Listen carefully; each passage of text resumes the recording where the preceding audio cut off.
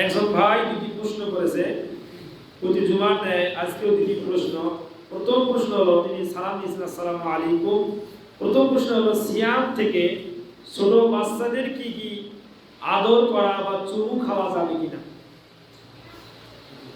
সিয়ামরত অবস্থায় ছোট বাচ্চাদেরকে চুমু খাওয়া যাবে, জায়েজ, এবং এটি সুন্নাত। কোন ছোট বাচ্চাকে দেখলে রাসূল সাল্লাল্লাহু আলাইহি সাল্লামের সুন্নাত হলো তাকে চুমু খাওয়া, তাকে আদর করা। এমনকি রোজা থাকা অবস্থায়, সিয়ামরত অবস্থায় নিজ স্ত্রীকেও চুমা দেওয়া যাবে যদি জৈবিক চাহিদা না থাকে, কন্ট্রোল থাকে, তাহলে সে তার স্ত্রীকেও আলিঙ্গন এবং চুমু দিতে পারবে। বরঞ্চ সন্তানদেরকে চুমু দেওয়া এটি একটা সুন্নাত। আমরা অনেক সময় অনেক ছোট বাচ্চাদেরকে নির্যাতন করি বা তাদের সাথে ধমক দেই। শাসন যেমন আপনি করবেন, ঠিক বাচ্চাদেরকে আদর করারও দায়িত্ব আপনার। আল্লাহ রাসূল বললেন, মান লাম ইয়ারহাম সগীরানা ওয়া লাম ইয়াক্কির কাবীরানা ফালাইসা মিন্না।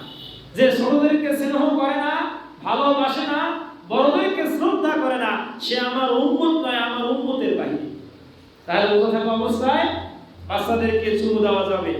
2 নম্বর প্রশ্ন ছিল, সিয়াম থেকে বাজি ছাড়া ক্রিকেট খেলা যাবে কিনা?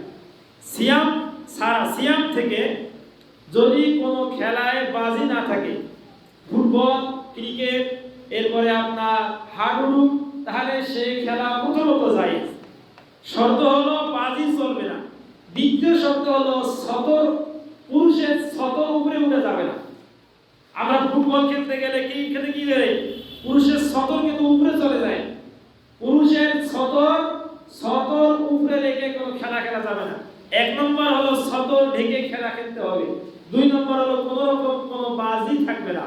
3 নম্বর এখানে যে প্রশ্ন, রোজা থাকা অবস্থায় যদি সে ক্রিকেট, ফুটবল, হাডুডু খেললে তার ভিতরে তৃষ্ণা এসে যায় বা ক্ষুধা লেগে যায়, শরীর দুর্বল হয়ে যায়, তাহলে না খেলাটাই উত্তম।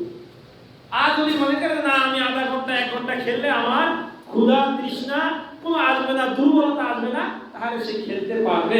কিন্তু না খেলাটাই বেশি উত্তম, কারণ খেললেই কিন্তু পানির পিয়াসা এসে যাবে, তৃষ্ণা এসে গেলে সে সিয়াম ভঙ্গ করবে। এজন্য না খেলাটাই উত্তম।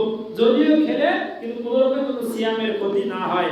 আল্লাহ সুবহানাহু ওয়া তাআলা আমাদেরকে এই প্রশ্নটির উত্তর বোঝার এবং মানার তৌফিক দান। আল্লাহুম্মা আমিন।